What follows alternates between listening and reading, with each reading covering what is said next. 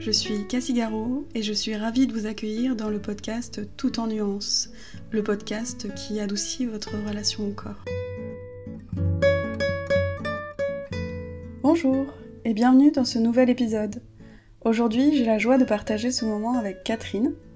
Ensemble, nous avons notamment évoqué son rapport à son corps qui est en grande partie relié à son parcours de santé, qui, vous l'entendrez, n'est pas un long fleuve tranquille, de son apprentissage de la lenteur, du repos et de la notion de douleur, de ce qui lui a permis de commencer à être fière de son corps et à l'écouter, de la vision de son handicap dans son éducation et dans le regard des autres, de sa capacité à s'adapter à son niveau d'énergie pour continuer à pratiquer plein d'activités, de sa connaissance poussée d'elle-même qui lui a permis de prendre sa part de responsabilité dans les choix pour sa santé, du coaching qu'elle a choisi de faire et qui lui a permis de se connecter à ce qu'elle appelle son corps, cœur, esprit, de sa conscience de l'importance de savoir bien s'entourer pour affronter les phases difficiles de la maladie, de sa folie douce au milieu du chaos qui offre du bonheur pour elle-même et ceux qui l'entourent, de la personne ressource qu'elle est devenue pour d'autres qui traversent des épreuves similaires, de sa quête de sens dans tout ça, de sa manière de vivre sa féminité au-delà des symboles véhiculés par la société, de l'impact de ces événements sur son couple, et de son rapport au temps qui a beaucoup évolué, de sa capacité à s'accepter et à accepter ce qui se présente à elle. Avant de vous laisser écouter, je me permets une petite aparté. Veuillez m'excuser pour la qualité sonore qui laisse à désirer sur cet épisode. J'ai eu un petit souci technique que je ne suis pas parvenue à corriger au montage, une latence de connexion également par moment qui fait qu'on se marche un peu sur les voies. Je vous encourage tout de même à vous accrocher dans l'écoute. L'épisode est assez court par rapport au précédent, mais comme le laisse présager le sommaire dense que je viens de vous énoncer, le partage que nous livre Catherine est vraiment précieux et impactant. C'est pas la taille qui compte, comme on dit. Elle a une manière bien à elle d'aborder les épreuves de la vie, et j'espère que sa vision vous inspirera autant qu'à moi. Pour la petite histoire, quand j'ai parlé autour de moi de mon souci de qualité d'enregistrement, on m'a suggéré de le recommencer, et j'ai tout de suite écarté cette possibilité. C'était tout simplement hors de question de perdre un tel contenu. Le refaire lui aurait donné une toute autre couleur, d'autres nuances, si je puis dire. C'est aussi ça la magie de ce format. La spontanéité des mots délivrés, dans un contexte et un moment particulier pour son auteur. Je serais ravie de réinterviewer plus tard celles qui m'ont déjà fait l'honneur de témoigner, mais corriger ce qui a émergé en premier jet, c'est un non-sens de mon point de vue. Alors voilà, je vous remercie à vous qui persévérez. Je vous souhaite une belle écoute. La première question que j'ai envie de te poser, c'est qu'est-ce qui t'a appelé dans le projet ? C'est le sujet du corps. Parce que mon corps a évolué au fil des années. Et voilà, au début, je ne l'écoutais pas et maintenant, je me le suis approprié. Donc, j'avais envie de parler de ce cheminement. Ouais, c'est hyper fort de passer de quelque chose de... Tu le décris pas comme compliqué, mais juste pas forcément connecté, et puis il y a quelque chose où tu te sens toi, dans ta peau, dans tous ces aspects. Est-ce que tu veux développer par quel axe tu veux commencer? On va dire, quand j'étais plus jeune, ado, Mhm. je n'écoutais pas mon corps, pas du tout. Voilà, j'étais complètement pas dissociée, mais voilà, j'avais déjà des problèmes d'handicap, des jambes de travers, voilà, depuis que j'étais petite. Donc je sentais que j'étais un peu mise de côté. Donc je ne voulais pas en entendre parler de ce corps qui faisait que j'étais mise de côté à cause de lui. Bon, voilà, c'était comme ça quand j'étais enfant, ado. C'est comme ça que je le voyais. Et puis, voilà, j'ai été très complexée. Ouais, je trouvais que les autres étaient toujours mieux parce que les autres pouvaient faire du sport et pas moi. Enfin, après, en grandissant, en devenant adulte, je me sentais beaucoup mieux dans mon corps, même si j'avais des douleurs tout le temps, en fait, à cause des problèmes de hanche, bah, tout le temps. Mais je le poussais beaucoup, trop, même beaucoup trop. Au travail, je faisais beaucoup d'heures et c'était assez physique. Je ne prenais pas du tout en compte la difficulté que mon corps avait à suivre. Sur un côté, j'ai eu des problèmes de santé qui sont apparus aussi, qui ont fait que j'ai commencé à fatiguer, à avoir des traitements. Mais ça ne m'a pas dérangé. J'ai continué à pousser la machine au max. Et ensuite, bon, je suis tombée enceinte.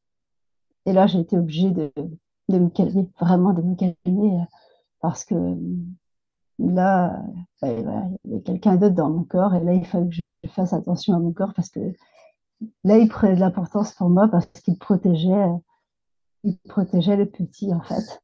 C'était pas pour moi, c'était pour mon fils, hein. Donc là, j'ai commencé à faire attention, à me calmer. Voilà.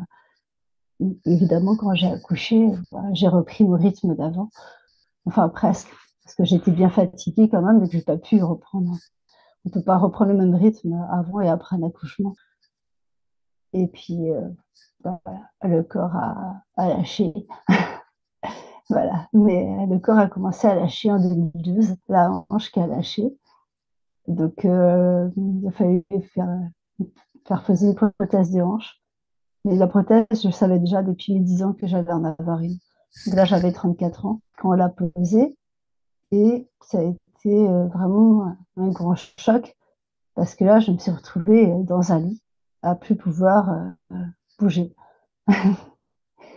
Et je n'avais pas l'habitude de ne pas bouger. J'étais très, très active. Mais là, je n'avais pas le choix. Donc, la prothèse, ça s'est bien passé. Mais quand je suis allée en centre de rééducation, j'ai voulu reprendre le rythme, faire tous les sports possibles, tous les exercices d'équilibre possibles, aller le plus souvent à la piscine pour me rééduquer. Et je me suis complètement épuisée. J'ai fait un malaise, j'étais pas bien. Les médecins m'ont engueulée. Voilà. Et c'est là que j'ai appris pour la première fois de ma vie à ralentir, voilà, à écouter mon corps, à ne plus être trop dans le mental. Comme je ne savais pas encore faire de méditation à cette époque-là, je lisais. J'étais tout le temps à la bibliothèque de centre de rééducation. Je passais mon temps à lire, et aller aussi à côté à la plage, parce que j'avais de la chance d'avoir un centre de rééducation qui se trouvait en bord de mer, avec une chambre qui avait vue sur la mer. Et ça a vraiment apaisé ma tête. En fait, dans ce centre de rééducation, j'avais une super kiné qui savait quand il fallait me pousser et quand il fallait me dire stop, là, t'arrêtes de déconner, tu vas trop vite, tu vas pas réussir à récupérer. Et elle m'a appris que le sommeil, le sieste, était aussi bénéfique que les exercices physiques pour le corps. J'en avais aucune idée avant. Avant, c'est simple, j'allais à fond et après, je m'écroulais pendant 2, 3 jours. Et donc, j'ai appris à faire ça, à me reposer, à lire, à écouter quand j'avais mal, quand j'avais pas mal. Et j'avais toujours eu une démarche particulière du fait de ma luxation de hanche.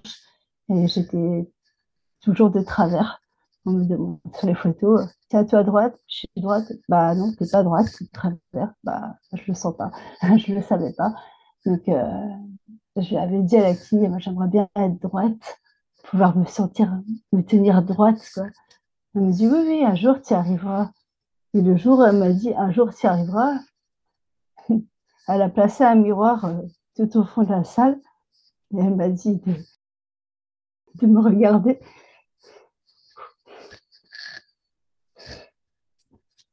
J'étais droite. Je l'étais déjà. Je ne me rendais pas compte, en fait. Mais ça fait bizarre. Ça fait très bizarre, à 34 ans, de se voir droite et pas de travers, en fait. Tu t'es Et là, jamais j'ai vue de commencé. plein pied? Si, je m'étais déjà vue de plein pied, mais j'étais tout le temps de travers. Et là, en fait, elle voulait pas. Elle a attendu, je suis restée comme 3 mois en rééducation. Mhm. J'étais 2 mois sur place et un mois après en hôpital de jour. Parce qu'en fait, c'est la prothèse de hanche, ils ont dû greffer un morceau d'os, voilà, pour pouvoir insérer la prothèse de hanche Mhm. correctement. Pour qu'elle Et là, en fait, quand elle m'a dit oui, oui, tu y arriveras un jour, ça faisait un mois déjà qu'on travaillait. Et elle m'a dit, bah, écoute, tu vas voir comment tu es là maintenant. On te- Comme ça, tu verras le travail qu'il te reste encore à faire. Moi, je pensais qu'en fait, j'étais complètement de travers toujours. Ça a été un petit choc. J'étais, ouais, franchement, j'étais fière de mon corps. Je me suis dit, ah, il a bien travaillé. Et là, j'ai commencé à apprécier mon corps, en fait, vraiment. Il y a besoin de passer par une étape où il a surmonté des choses pour, t'as eu besoin de cette étape-là pour dire que ton corps, il pouvait accomplir des choses? Oui, voilà, c'est ça. Avant, je pensais que, enfin, pardon, c'est un peu à cause de mon éducation aussi. On m'a toujours fait sentir, même au sein de la famille, de toute façon, que j'étais handicapée. Et pour mes parents, j'étais handicapée, donc bah, dommage. Ça veut dire que je ne pouvais rien faire de ma vie. En fait. C'était un peu ça mon éducation. Et moi, j'avais envie de faire plein de choses. Et j'avais décidé de faire des choses, mais j'avais jamais confiance en moi parce que j'avais toujours dans ma tête ça qui tournait. De toute façon, ton corps n'est pas comme celui des autres. Tu ne réfléchis pas non plus, ton cerveau non plus n'est pas comme celui des autres. Donc, bah, tu n'arriveras pas. Comme je ne connaissais que ça, mes parents qui m'avaient un peu dit ça, je ne pouvais pas, j'avais pas d'autres axes, pas d'ouverture autre sur l'avenir. Donc, j'ai décidé de faire ce que je voulais, le métier que j'avais envie de faire. Et puis, je m'épanouissais dans mon métier, donc ça m'allait. Et ensuite, j'ai dû arrêter parce que c'était trop physique. Donc, il y a eu cette prothèse de hanche.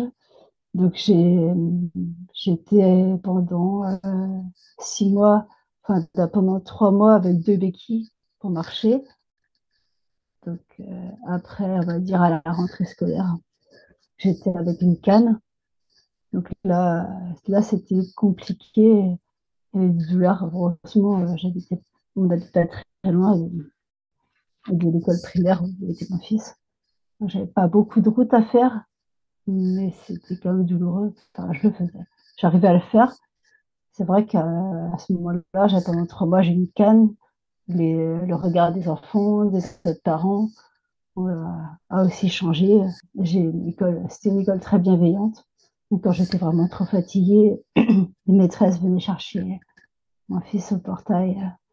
J'ai plutôt, là, les gens étaient plutôt soucieux. Ils rejetaient pas. J'avais même jamais eu l'habitude, en fait, d'avoir des gens qui se préoccupaient de moi et qui me demandaient comment j'allais. Donc, au début, j'ai pas compris, je les trouvais un peu intrusifs. Après, j'ai juste compris qu'ils étaient simplement bienveillants. Donc, c'était agréable, même si j'essayais de faire quand même beaucoup de choses par moi-même. Malgré ma canne, ça m'empêchait pas, ça m'a pas empêché d'aller à des concerts toute seule, de partir en vacances. Enfin, je faisais quand voilà, j'apprenais à pousser la machine un peu, mais pas trop cette fois-ci, pour pouvoir récupérer. Quoi. C'est-à-dire quand on partait en randonnée avec mon conjoint, on commençait tous les deux le chemin. Et puis au bout d'un moment, j'étais fatiguée, donc je prenais un bouquin et je m'asseyais pour lire. Il faisait l'aller-retour, il me récupérait au passage pour le retour, pour marcher. Comme ça, j'avais le temps de me reposer. Voilà, j'avais écouté le corps et je pouvais marcher. Comme ça, je pouvais profiter aussi de la randonnée. Voilà, je m'adaptais. Finalement, tu as su bien t'entourer aussi pour te permettre cet espace de t'écouter. Oui, mais oui. Parce que il y a eu un événement quand j'étais en centre de rééducation. C'est un jour, je suis arrivée paniquée voir le médecin parce que je ne sentais plus ma jambe au niveau de la cuisse, au niveau là où j'avais été opérée. Je dis ça y est, ils ont touché un nerf, ça va pas. Le médecin il m'a dit hop, on se calme, on se pose, il m'expliquait exactement. Et en fait, il m'a répondu c'est simple, c'est juste que vous avez là ce que vous sentez, c'est une absence de douleur. En fait, Ouais. vous avez toujours eu mal. Et là, c'est non, votre jambe, elle va bien. C'est juste que vous n'avez plus mal. Et moi, je croyais que j'avais plus de nerfs, que je sentais plus du tout ma jambe. Et là, ça m'a fait un choc. Je me dis, ah, je me dis, mais j'arriverai jamais à supporter ça, parce que je la sens pas, ma jambe. Mais enfin, je suis contente, tant mieux si j'ai plus mal. C'était la douleur, vous êtes sûre? Mais, ah oui, c'était ça. C'était la douleur. Donc, j'ai commencé à apprécier de ne plus avoir mal, parce que je me suis rendu compte que cette jambe que je ne sentais plus, en fait, elle me fatiguait moins. Donc j'ai dû intégrer dans mon cerveau que ce que je sentais était normal et que ce que je sentais avant, c'était la douleur. Et ça n'a pas été facile, mais je me suis, je l'ai rentré de force dans le cerveau en me disant, là c'est normal, là c'est normal. Ça a fini par être intégré. Donc, c'est des Surcompensation changements. énorme. Ah oui, oui, c'est une grosse transformation. Et à partir de ce moment-là, je me suis dit, eh ben, je ne veux plus avoir mal de ma vie. Enfin, ce qui était un peu utopique, parce qu'en fait, le chirurgien m'avait bien dit, je ne vous ai pas réparé à la hanche, j'ai limité les dégâts. Donc, il m'avait dit, tu auras toujours besoin d'une séance de kiné par semaine à vie, parce que tu auras toujours des douleurs. Voilà, j'ai quand même le genou qui rentre quand même vers l'intérieur, parce que quand j'avais été opérée à 7 ans, voilà, après, il y a eu la croissance et c'est l'os qui a tourné sur lui-même. Donc, voilà, donc il y aura toujours des tensions, Mm. mais moindres que ce que j'avais avant. Ouais, c'est Donc là, c'est d'apprendre à apprécier quand il y a des temps calmes et puis de traverser ceux où c'est moins valable, quoi. ouais, de tester plusieurs kinés pour trouver le bon kiné aussi Mm. qui me correspond, voilà, et qui prenne bien tout en compte. Voilà, ça, c'est important, comme disait l'équipe. Moi, j'ai su me renseigner pour savoir quel chirurgien je voulais pour mon opération. J'ai insisté parce qu'il avait un peu peur. Il ne savait pas trop s'il allait réussir. Moi, j'ai dit non, mais c'est vous, c'est pas un autre. Voilà. Je lui ai pas laissé le choix, en fait. Je lui ai dit c'est Ouais, vous, on verra. t'as été hyper responsable finalement dans ta prise en charge. Tu as pris les choses Oui, en main et tu as su t'entourer et avoir conscience que c'était important et que c'était possible aussi parce que je pense qu'il y a plein de gens qui peuvent penser que parce qu'un médecin leur donne un avis, par exemple, et ben c'est le seul qui vaille et qu'il faut écouter aveuglément, alors que le corps, toi, en l'occurrence, avec tout ce que tu as traversé, tu le connais très bien. Et du coup, ça te permet de dire non, ça, je le sens pas comme ça, et ben, je vais voir ailleurs, quoi. C'est un peu là, l'herbe c'est plus ce que verte j'ai fait pour les ailleurs. kinés. Ouais, ouais. C'est ce que j'ai fait pour les kinésithérapeutes. Ensuite, après, ça allait. Ensuite, c'est les reins qui ont lâché. Ça faisait très longtemps, ça faisait une vingtaine d'années qu'ils étaient malades. J'ai réussi à les conserver pendant 20 ans en suivant là les prescriptions des médecins à la lettre. Mais oui, oui, j'étais suivie par un médecin au CHU qui n'écoutait pas justement mes ressentis et qui voulait que je lui obéisse sans réfléchir. Donc, j'ai claqué la porte. Mais de toute façon, il y a toujours la vie qui continue et qui offre des possibilités. Et quand j'ai claqué la porte de ce médecin-là, juste une amie, sa mère venait de rentrer en dialyse et elle m'a parlé de la néphrologue et que sa mère, qui était ça va, qui suivait sa mère, pardon. Et elle m'a dit, je suis sûre qu'elle te plairait. Elle est douce, elle te plairait. Je suis allée la voir et tout de suite, ça a bien matché, direct. Donc, elle m'a bien suivie. Ensuite, quand les reins ont vraiment, vraiment lâché, je suis allée en dialyse. Pareil, euh, ça s'est vraiment bien passé. Et à l'hôpital, pareil, quand j'ai eu ma greffe, parfait. J'ai de la chance. En fait, ils se connaissent tous. Donc, c'est une petite ville. Donc, ils se connaissent bien.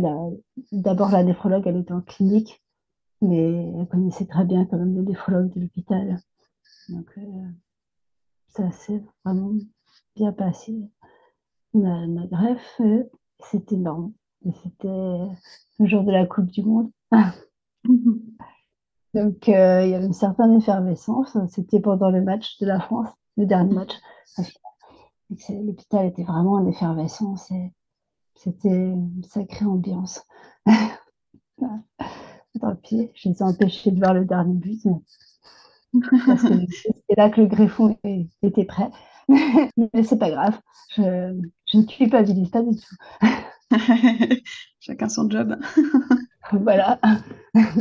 Bah oui, ça marque quelque chose. Ça a donné une certaine couleur finalement à cet événement qui était très important dans ta vie. Ouais, voilà. Je disais en blaguant que c'était grâce à moi qu'ils avaient gagné, que je leur avais porté chance. Donc, voilà, ça a été quand même compliqué après l'après-greffe. Mm. Comme pour toutes les greffes, hein, je ne vais pas faire peur aux gens qui sont en dialyse. C'est quand même mieux. Voilà, c'est parce que j'ai fait un petit rejet. Voilà. Mais il a été traité vraiment bien. Et là, pendant le rejet, c'est clair que mon corps a bien changé. Parce que il a dû mettre de la cortisone à forte dose. Donc, en 5 jours, je suis passée d'une taille 38 à une taille 44. Avec un visage le visage surtout, il a complètement changé. Tout le corps était gonflé, le visage aussi. J'avais peur d'éclater. Enfin, c'est vraiment, c'était impressionnant, quoi. Et là, j'avais du mal à me reconnaître.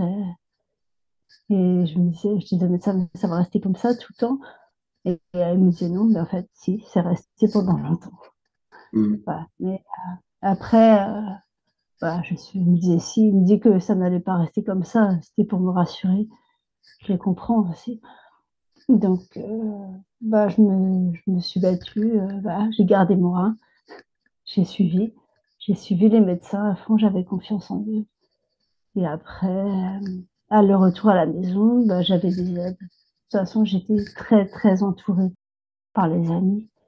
Mais il a fallu que je me réapproprie mon corps parce qu'avec la greffe de rein, il avait... Donc, j'avais pris beaucoup de poids. Et avec le traitement anti-rejet, et au début aussi, c'est compliqué. Le traitement anti-rejet pour que le corps l'intègre. Voilà. On tremble, on a froid, enfin, on tremble vraiment. C'est-à-dire que j'arrivais pas à manger des petits pois. Si j'essayais, ça partait partout. Mm. Je n'arrivais plus à mettre une tasse au micro-ondes sans en renverser le contenu Mm. partout. Mais j'avais mon conjoint, mon fils, mes amis nagères, voilà. Et puis toutes les amies qui étaient autour de moi, qui me soutenaient, qui venaient aussi, donc, qui m'apportaient des petits plats juste à réchauffer. C'était, c'était bien. C'est important d'être entouré. Et donc, je me suis. Il faisait beau dehors, c'était l'été. Donc, quand j'ai été opérée, donc, bah oui, c'était en juillet. Donc, c'est bien, comme ça, j'ai pu aller au soleil, tranquille dans le jardin. Et pas trop au soleil, parce qu'avec les traitements, c'était photosensible. Donc, à l'ombre. Et ça m'a fait du bien pour, intégrer tout, de me poser au soleil et de laisser mon corps tranquille. Voilà.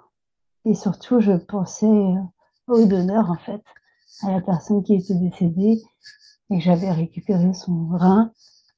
J'étais pleine de gratitude, en fait, tous les jours. Je crois que les 6 premiers mois, j'ai pensé à cette personne tout le temps sans savoir qui c'était. Et ensuite, j'ai pu me dire, ouais, au bout d'un an, je me suis dit, c'est plus son rein, c'est le mien. Ça, c'est un passage aussi. Parce que pendant 6 mois, je faisais très attention parce qu'en fait, je me sentais redevable envers l'autre personne. Je me disais, si, pas faire n'importe quoi. Et après, ça a changé. J'ai continué à faire attention en me disant, bah, je fais attention pour mon rein. Comme ça, j'avais moins de culpabilité. Voilà, je crois qu'en fait, c'est ça. Ouais, j'avais moins de, si je faisais un écart dans des prises de traitement anti-rejet, par mes gardes, enfin, j'avais moins de culpabilité parce que c'était ma responsabilité, c'était mon rein. J'avais, voilà, je suis toujours plein de gratitude envers le donneur, mais maintenant j'ai accepté que ce soit mon rein et c'est plus le sien, il n'est plus là. Donc ça aide, c'est un cap aussi. Et C'est c'est un cap. particulier parce que avec les différentes euh, pathologies que tu as pu avoir, avec différentes parts de toi, tu as noué presque une relation particulière à, à différents moments, en fait. Oui, mais ça me fait penser qu'une fois j'avais dit à mon néphrologue, de toute façon, j'ai des choses à faire dans la vie, j'ai envie de faire plein de choses. Et mon corps, c'est juste un moyen d'y arriver. C'est pour moi, voilà, on prend sa voiture pour aller bosser, bah, moi je prends mon corps pour aller vivre. Et puis, il m'avait dit, oula, c'est un peu tordu là, ce que vous me dites.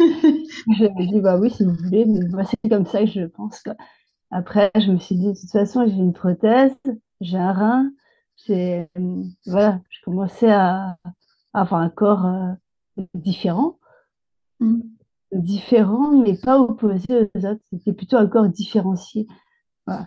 Mm. C'est comme si je me créais mon propre corps, en fait. Ouais, voilà. Je commençais à apprécier, en fait, voilà. Il a des particularités et je commençais à l'apprécier avec ses particularités, Mm. à l'accepter. Et la relation au corps, c'est loin d'être linéaire. Et pour le coup, toi, tu as vécu quand même de sacrées aventures avec lui. Carrément. C'était pas fini. Ouais. Voilà, Comment c'est tu ça. décrirais aujourd'hui ta relation à ton corps? Maintenant, mon corps, bah, je l'aime comme il est, avec toutes ces parties qui ont été enlevées ou rajoutées. Voilà. Mm. Et je me sens à l'aise. J'ai toujours des douleurs, évidemment, au niveau des hanches. Je vois toujours une kiné une fois par semaine. Mais ça fait partie de mon quotidien. Je l'accepte. Mon corps a besoin de ça, je lui offre ça. Si j'ai j'ai l'impression que je lui offrir une séance de kiné. Si j'y allais pas, j'aurais mal. Donc, ça sert à rien. Je n'ai pas envie de lui faire mal. Ça, maintenant, je n'ai pas envie de lui faire. Il a assez mal comme ça, tout ça. Je me suis toujours sentie aussi différente des autres au niveau psychologique. Et après, j'ai su pourquoi. Donc maintenant, j'accepte aussi d'avoir une particularité au niveau cérébral, neurologique. Mhm. C'était compliqué avant d'avoir toujours ces troubles de l'attention, me sentir à côté. Maintenant, je sais. Voilà, avant, je ne comprenais pas. J'étais bizarre, pas comme les autres. Mm. Maintenant, je suis toujours bizarre, mais comme les autres. Ah, bah, voilà. J'ai toujours, je suis comme ça et j'accepte et j'essaie plutôt d'en tenir une force. Ouais, d'être plutôt forte avec ces troubles qui ne sont pas forcément des troubles en fait. C'est une autre façon que le cerveau a de réagir Mm. ou de penser. Donc, j'ai amélioré mon quotidien en essayant de comprendre comment mon cerveau fonctionnait et d'adapter en fait ma vie au fonctionnement de mon cerveau. Voilà. Moi, je fais pas de l'inclusion pour m'adapter aux autres. J'inclus ma vie par rapport à mon cerveau. C'est beaucoup plus facile comme ça. Que ce soit avec ton corps et des parts entre guillemets fonctionnelles de ton corps et au niveau plutôt neurologique, psychologique, etc. L'enjeu, c'était de l'apprivoiser autant que lui puisse s'adapter un peu à ta vie aussi, à tes envies, à ce que tu avais envie d'accomplir. Mais il t'a un peu forcé à ce que tu l'écoutes, à ce que tu fasses en fonction de lui, en fait. Ah oui, complètement. Ouais. Parce que oui, j'ai eu d'autres problèmes de santé ensuite, mais bon, on va pas voilà. Encore changé. Et quand même, à un moment, j'ai décompensé. Hein. Au bout d'un Mhm. moment, j'étais vraiment pas bien parce que ça faisait beaucoup. Faut pas oublier que j'avais comme un petit garçon à côté, hein, Mhm. qui avait aussi ses particularités un peu similaires aux miennes au niveau Mhm. neurologique. Donc, il fallait gérer ça. Il y avait mon conjoint qui était toujours présent. Mais bon, maman, c'est important aussi. Quand j'ai quand même bien décompensé, j'ai décidé de m'offrir un coaching sur l'hypersensibilité. Par Mhm. rapport à l'hypersensibilité, j'avais bien senti tout de suite la personne qui se présentait. De toute façon, même avant qu'elle me le propose, j'avais déjà presque décidé de le faire, mais j'attendais quand même un peu pour réfléchir. Voilà, et quand elle me l'a proposé, j'ai bien vu que c'était exactement ce qui me convenait. Donc j'ai fait ça pendant 4 mois à peu près 4 mois de coaching sur l'hypersensibilité. Et là, ça m'a vraiment connectée. Avant, j'acceptais mon corps. Et là, après ce coaching, j'ai vraiment été connectée autant au cerveau qu'au corps physique. J'ai appris à écouter le cœur. Avant, j'étais quelqu'un de très intuitif. C'est-à-dire que quand je rencontrais quelqu'un, je le sentais, je le sentais pas. Mais vraiment, quoi. Je me trompais pas. Mais en même temps, j'avais pas très confiance en moi. Je me disais, est-ce que c'est vrai? Est-ce que c'est pas moi? Et après ce coaching, j'étais vraiment alignée, comme on dit, corps, cœur, esprit. Mhm. Et là, c'était clair. Donc j'acceptais mon corps, mais j'arrivais à ressentir dans mon corps quand c'était bon, quand c'était pas bon. Au niveau du cœur, ça s'ouvre, quand c'est bon, ça se referme. Les organes qui se referment quand c'est pas bon. Mhm. Quand on me dit, tiens, il faut faire ça c'est bien pour toi, même les médecins, bah, si je le sens pas, c'est non, quoi. Et j'en démords pas. C'est non. Mais généralement, bah, c'est bon. C'est ce qu'il faut. Donc là, j'apprécie d'autant plus mon corps que j'arrive à ressentir, à communiquer avec lui. C'est comme si maintenant, c'est lui qui me guidait. Comme si avant, je l'avais réparé. Et maintenant, il arrive à me guider, en fait. Donc, c'est un très bon allié. C'est hyper Très, intéressant très... parce que du coup, il y a différents paliers pour se relier à son corps, c'est-à-dire qu'on peut en prendre soin de l'extérieur ou de l'intérieur, en mangeant sainement, en prenant ses traitements médicamenteux s'il y a besoin pour certaines pathologies, etc. On peut lui apporter du soin, des massages, etc. Mais il y a aussi le fait, ouais, de se faire confiance et de se relier à ce lien invisible à l'intérieur qui vient un peu en écho de l'extérieur aussi, qui vient dire, voilà, là il y a danger, là il y a sécurité, et ces signaux-là, ils sont aussi importants que des paramètres un peu scientifiques, entre guillemets. Ouais. Oui, comme l'attention, ou la... ouais, c'est important aussi. Mm. Ah oui, oui, c'est très important parce que bah, déjà, ça donne confiance en soi, d'écouter son corps. Et aussi, on peut comme ça ressentir quand il y a un problème, avant même d'aller chez le médecin. C'est cette intuition. Et on le sait, je le sais. Quand ça va pas, je le sais d'avance. Donc, comme ça, je peux aller voir le médecin en disant, je sens qu'il y a un problème. Le médecin, il sait maintenant. Tous les médecins savent. Ils me font confiance. C'est aussi une forme d'autonomie finalement dans sa santé parce qu'on peut choisir de s'en remettre au sachant, au médecin. Sauf que la personne qui est la plus à même de dire s'il y a quelque chose qui va ou qui va pas, c'est quand même nous-mêmes dans un premier temps, quoi. Oui, oui, ça c'est vrai que j'ai toujours été très active, partie prenante dans mes soins, à toujours vouloir savoir pourquoi on proposait telle chose, tel examen, à quoi ça allait vraiment servir. Et j'ai même proposé moi-même des choses. Ouais, bah, voilà, quoi. J'avais réfléchi, je me suis dit quand j'étais en dialyse, on enlevait le sang pour le remettre. J'avais gardé ma fistule. Bon, après la greffe de rein, enfin, un an et demi après, bah, j'ai eu un cancer du sein. Et je devais avoir donc j'ai eu de la chimio. Et Quand je suis allée voir l'oncologue, je lui ai dit pourquoi on n'utiliserait pas la fistule pour faire passer les produits de chimio. Il m'a dit on n'a pas l'habitude. Je lui ai fait mais ça, c'est pas un problème. Voilà, enfin, c'est toujours ça. J'ai toujours besoin de réfléchir. Et les médecins, justement, sont un peu déroutés au Mm. début quand ils me rencontrent parce qu'ils n'ont pas l'habitude d'avoir des. Enfin, ils ont de plus en plus l'habitude, j'ai l'impression. C'est ce qu'il m'avait dit l'oncologue, mais pas encore à ce point-là.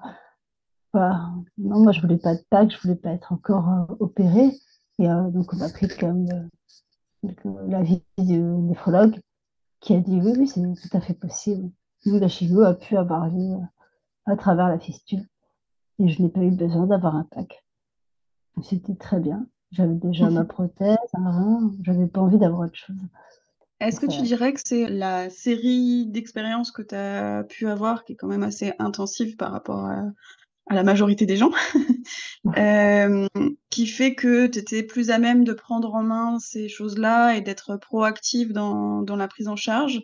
Ou est-ce que c'est dans ton tempérament de base et que ça se met en œuvre un peu naturellement chez toi? c'est dans mon tempérament. Mm. Parce que la première fois que j'ai été opérée de la hanche, j'avais 7 ans. Donc, c'était en juin, fin d'année scolaire, pour être tranquille. Et j'ai ma rééducation après a duré 2 mois, juillet-août. Et à l'hôpital, déjà, les infirmières étaient très étonnées parce que pour la rééducation aussi, elles étaient étonnées parce que je ne me plaignais pas.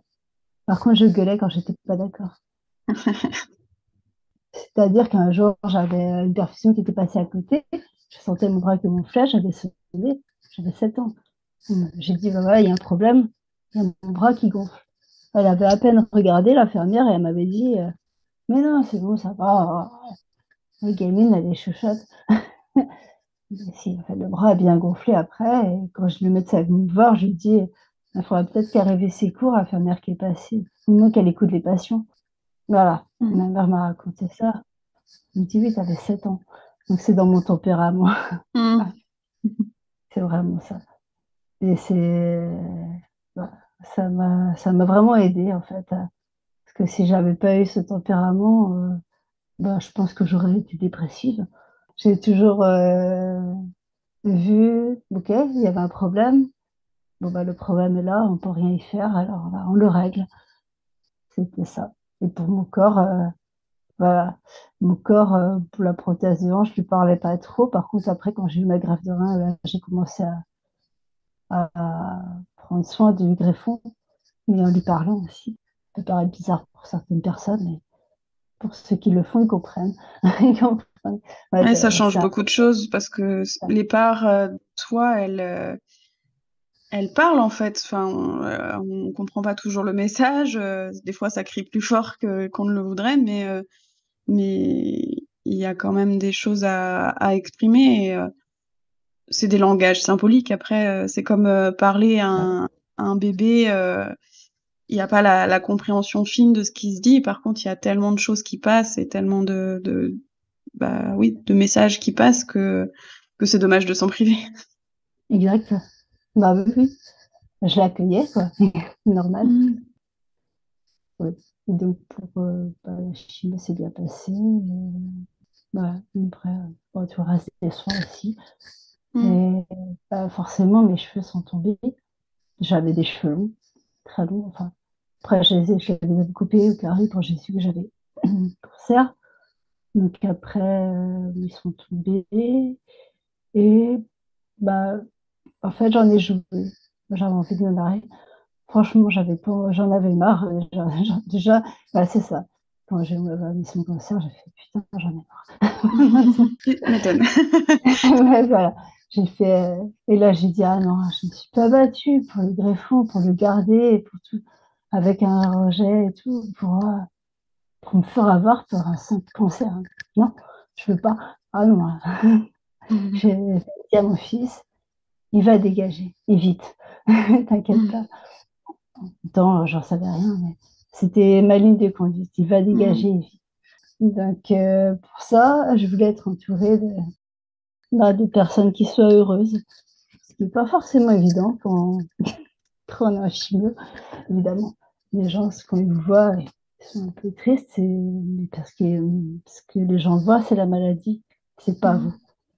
Donc j'ai modifié, je me suis dit, bah, pour qu'ils soient heureux en me voyant, il faut que ce soit moi qui soit drôle. Donc T'as j'ai pris un rôle. refusé d'être. J'étais allée chercher une perruque de la CPM et elle me plaisait vraiment pas. Mm. Non, non, c'était pas moi. C'était pas moi, disons que ça ne reflétait pas mon état d'esprit et ma volonté. Mais j'ai pris une perruque de licorne. Voilà. Donc quand j'allais, c'était quand j'ai pu sortir pour aller à des concerts et tout. Ben, c'était l'été, donc je mettais ma perruque de licorne. Ben, les gens se marraient autour de moi. Ils Mm. voyaient pas de toute façon que j'avais plus de sourcils parce que j'ai des lunettes, ça cachait. Mm. Donc, en fait, les gens voyaient juste une nana un peu déjantée qui mettait une perruque de licorne pour aller à un concert ou boire un verre. Et ça faisait marrer tout le monde. Les gamins venaient vers moi, les enfants venaient vers moi parce qu'ils trouvaient ça super, oh, une licorne. Puis voilà, comme ça, les gens étaient heureux. Et puis moi, bah, je ressentais tout leur bonheur. Et ça me faisait du bien. Donc en fait, c'était moi en fait qui voulais me faire du bien et qui mettais cette perruque pour ressentir tout le bonheur des gens. Et ça contribuait à m'aider au quotidien. Et tu C'était, t'es occupé des autres autant que de toi finalement dans oui. cette aventure-là. Mm. Ouais, ouais, ouais. Et puis après, de toute façon, j'aimais bien mon crâne rasé aussi l'été, donc ça ne m'empêchait pas Mhm. d'aller à la plage. Ouais, là-dessus, oui, même, oui, oui. J'ai eu aucun problème pour la mastectomie, aucun problème. Mm. Quand les gens me demandent pourquoi, comment j'ai fait pour l'intégrer, je ne sais pas. C'est justement parce que je leur dis, j'ai déjà la prothèse hanche greffon, Mm. sans moi, c'est pas grave, je suis toujours moi, quoi. Ouais, t'as appris aussi comment dire, à ne pas t'identifier que à ton corps. Exactement. Du coup, Oui, il peut évoluer, toi tu vas t'adapter, et tu apprends à l'aimer dans sa nouvelle forme, mais pour autant, c'est pas parce qu'il change que ça va remettre en cause qui tu es et comment tu vis les choses. exactement. C'est ça. Donc, bah, je vis très bien avec ce corps. Et maintenant, bah, je chouchoute, voilà, voilà. J'en prends soin. Et, et puis, bah, quand des gens m'appellent pour bah, de l'aide, des conseils, bah, je donne des conseils facilement aux Mhm. personnes. Comme Parce que aujourd'hui, tu partages ton expérience, que ça serve à quelque chose en dehors de voilà, toi, en dehors de... mm, voilà, c'est ça. Et pour le cancer du sein, quand les gens ont besoin, des gens qui sont dans mon entourage, qui ont besoin de conseils, je veux bien Mhm. leur en donner, mais en leur disant que c'est ma façon de voir. Il y a Mhm. beaucoup, beaucoup de gens, même des gens juste que je rencontre, que je connais, enfin, qui me disent comment tu fais? Comment tu fais pour avoir tout le temps sourire, pour être tout le temps solaire, avec tout ça? Je leur dis, bah, tout simplement, je suis heureuse d'être en vie. Mhm.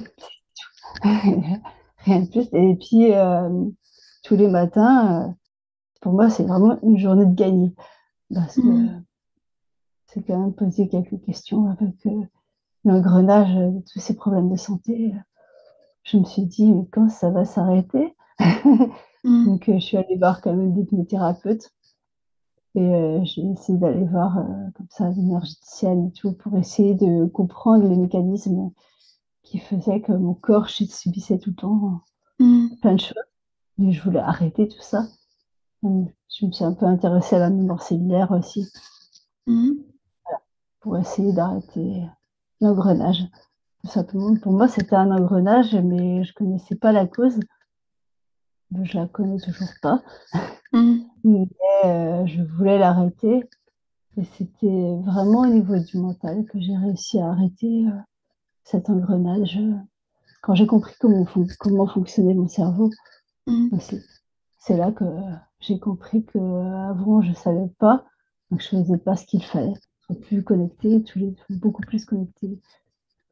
Ouais, apprendre à le comprendre, ça t'a permis aussi d'en prendre mieux soin. Et voilà, c'est ça.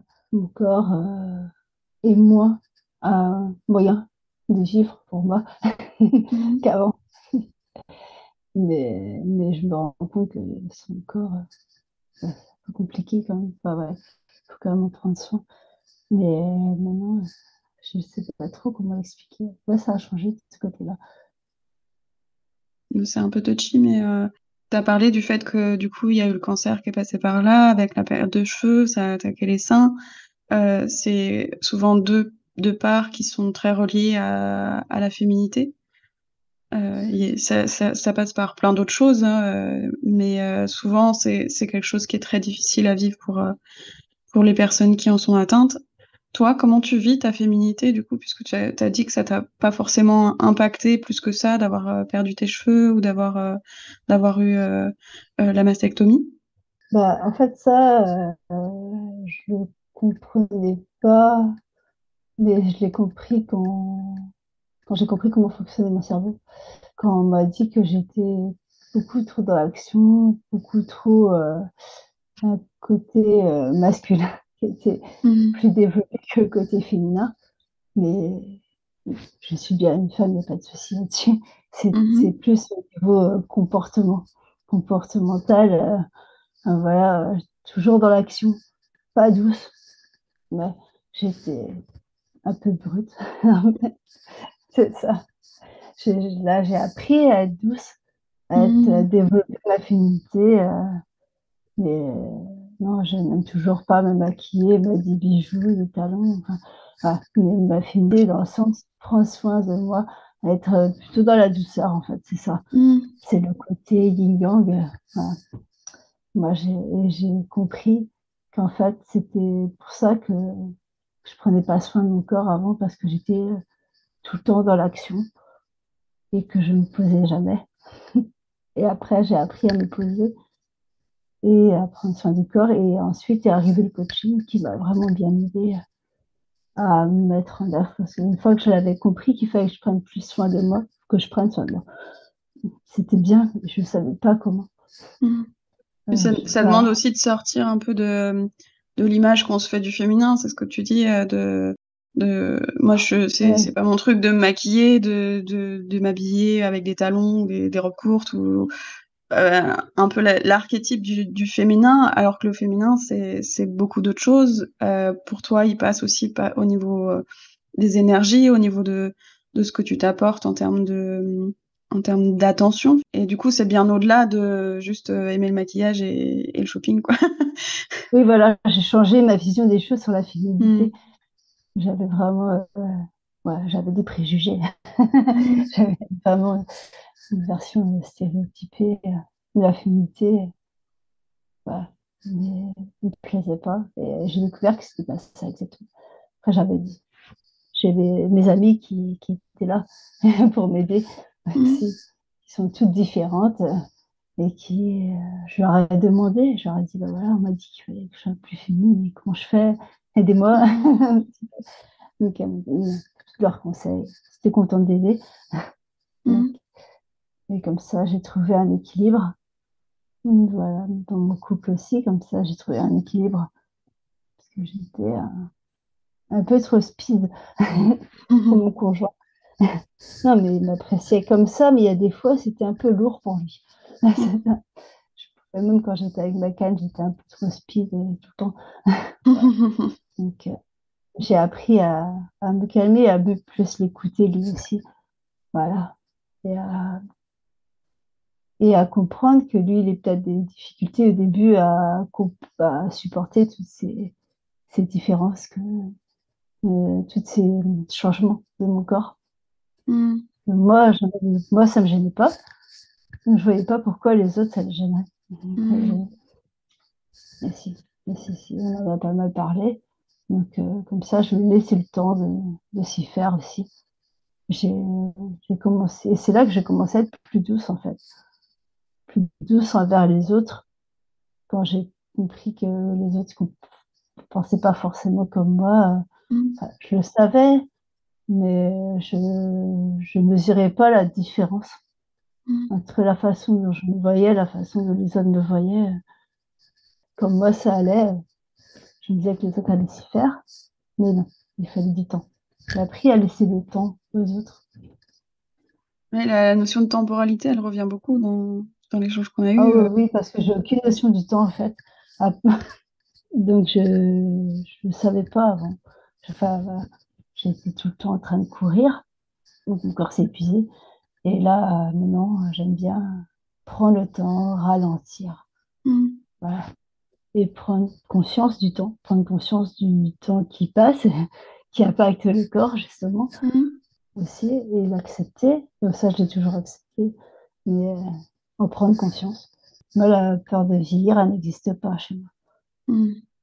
En même temps, si tu dis que chaque jour qui se lève est un jour de gagné, effectivement, enfin, tout est Voilà. précieux finalement. Il n'y a pas de...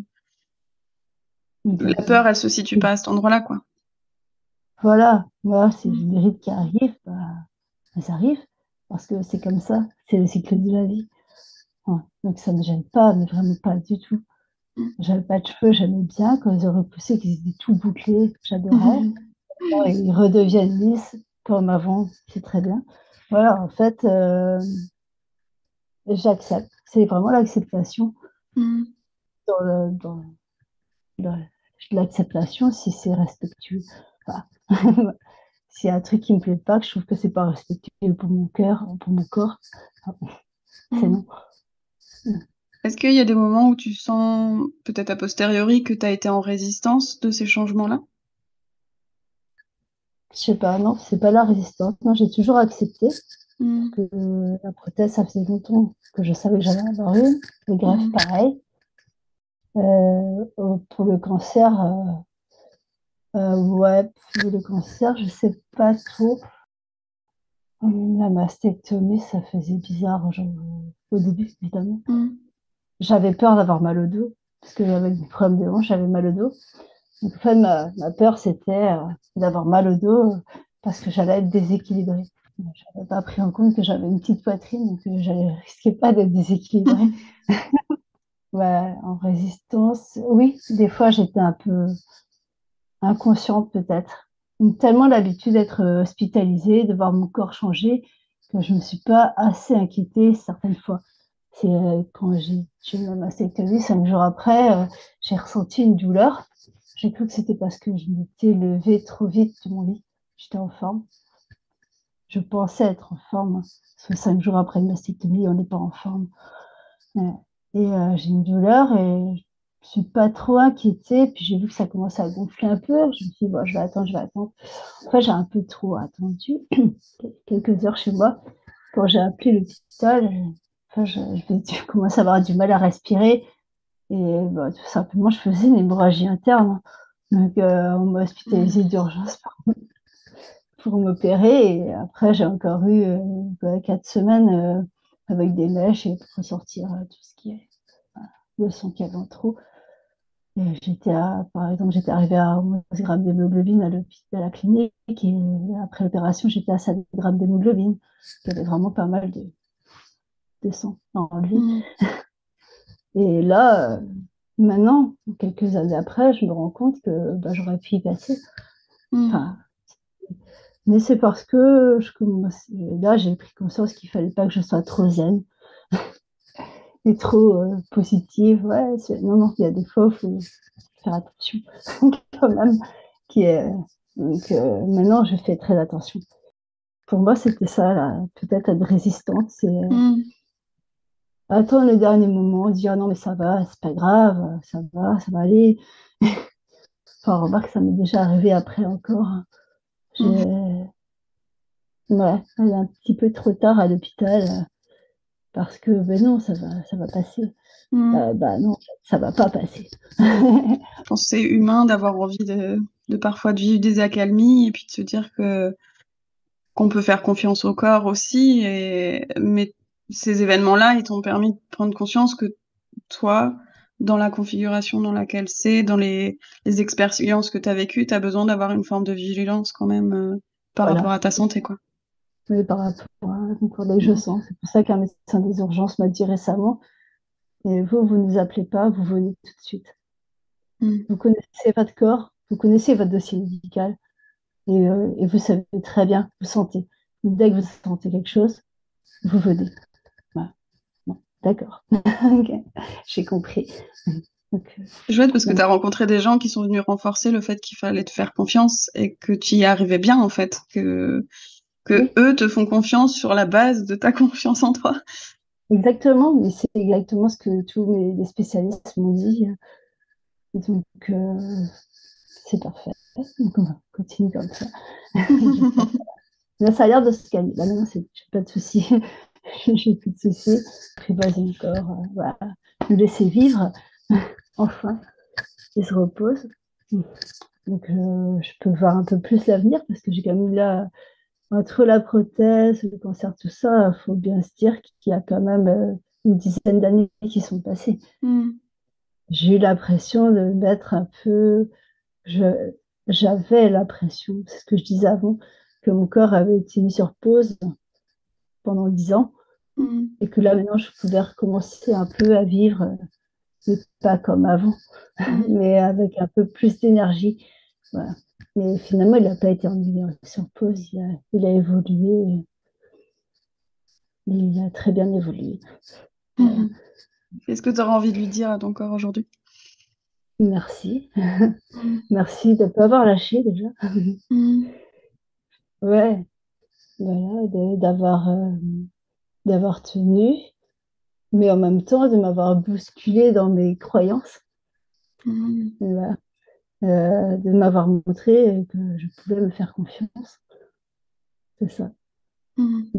Vraiment beaucoup, beaucoup la confiance en soi. Elle revient parce que voilà, c'était pas vraiment. Au départ, je reviens de loin au niveau de ça, de très, très, très loin. Vraiment. Et donc, c'est vraiment un grand merci pour ça. C'est chouette. Je te remercie beaucoup, Catherine, pour cet échange. Merci beaucoup pour ton temps, pour ton sourire, pour nous avoir partagé ce témoignage qui est toujours aussi fort quand j'échange avec toi. Et ouais, merci, c'est précieux ce que tu partages, je pense. Merci à toi. Merci à toi de m'avoir donné l'opportunité de m'exprimer. Avec plaisir. J'espère que ça va aider. J'espère vraiment que ça va aider du monde. On va essayer. On va vers ça. Merci beaucoup, Catherine. À bientôt. Merci à toi.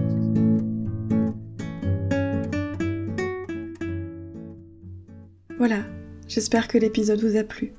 Je remercie chaleureusement mon invité pour ce bel échange et pour sa confiance. Et merci à vous pour votre écoute. Si vous avez apprécié, n'hésitez pas à le partager autour de vous et à me faire des retours en commentaire ou sur les réseaux. Et si vous souhaitez vous aussi que l'on chemine ensemble, à travers le podcast ou à travers mes accompagnements, je vous invite à m'écrire par le canal qui vous sera le plus confortable dans les liens proposés en description. Je me ferai une joie de venir à votre rencontre. Merci également à Lionel Onteniente pour avoir créé tout spécialement la musique de ce podcast. Le prochain épisode sera diffusé dans 2 semaines. D'ici là, prenez soin de vous. À tout bientôt.